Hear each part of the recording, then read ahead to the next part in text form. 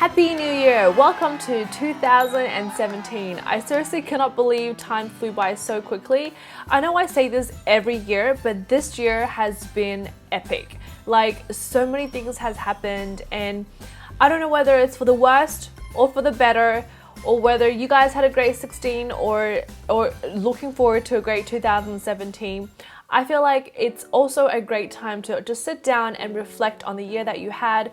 Whether it was a good year or a bad year, I try my best to fulfill the year with trying to make certain goals in my life, but also doing certain things, ticking things off my list, and trying to reach a point in my life where I can feel like, yes, I've done it, or yes, I can move on or tick this off my list. This year started really quite unique for me. I wasn't really sure what I was expecting because I turned 30 and it was a big milestone for me.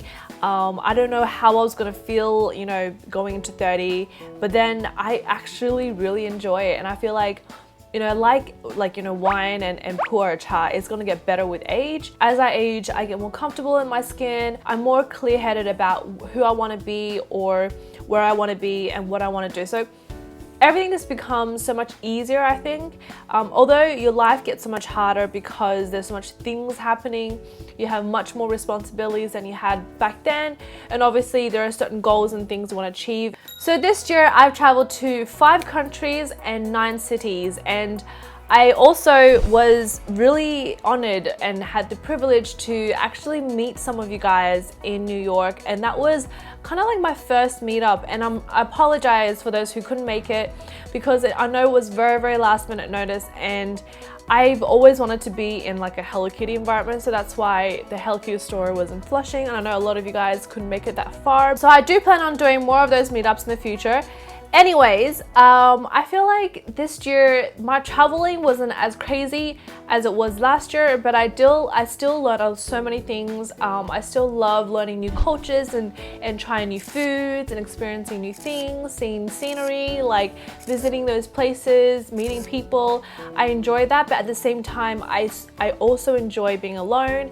I also enjoy having my time, my me time, things that I can focus on myself and just be in my own headspace. So it just seems like things just are so like separate yet so together. So that's just what I felt this year. And as usual, I'm going to go through some of my favorite things that I've enjoyed this year, and some of the things have been life-changing. So the very first thing I would like to say that what has changed, I guess the way I apply makeup this year particularly, is cushion foundations. And I think cushion foundations have just made me like realize how easy it is to apply foundation so quickly. It's also like great coverage as well. So I've been really into like trying different type of cushion foundations, and I've tried a ton. Today I want to mention especially the YSL cushion one because I've actually tried this a lot earlier on the year, and then I just couldn't come around buying it because it was quite expensive, but then I eventually caved in and bought it, and I don't regret it because it's such a lovely foundation.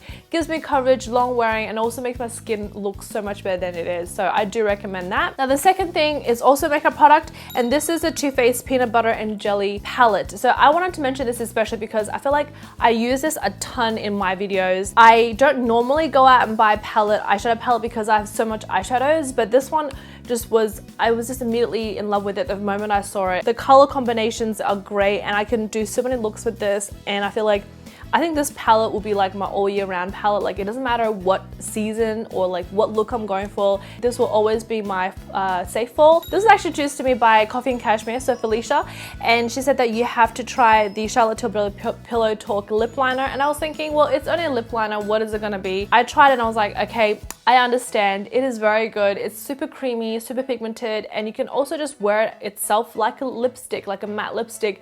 But most of all, I just feel like the formula is creamy enough for an everyday look. The color is just amazingly like your lips are better type of color. So I feel like this will match a lot of skin tones and a lot of makeup looks as well. So super popular, super impressed. I think this is my new favorite lip liner. Moving on to tech stuff. So this year I have definitely learned to realize how important the iPhone screen cover is. So this one is the Tech 21, and it cost an arm and leg, so it's like $39.95 Australian retail price, and this is the Impact Shield Self Heal. So this is supposedly like some heavy duty thing, and it is because I've actually tested, not that I purposely did, but I dropped my phone and I was like on the actual road, like cement concrete road, and I was like thinking, oh my god, I must have like broken my phone, but not a scratch, and it was because of this protection.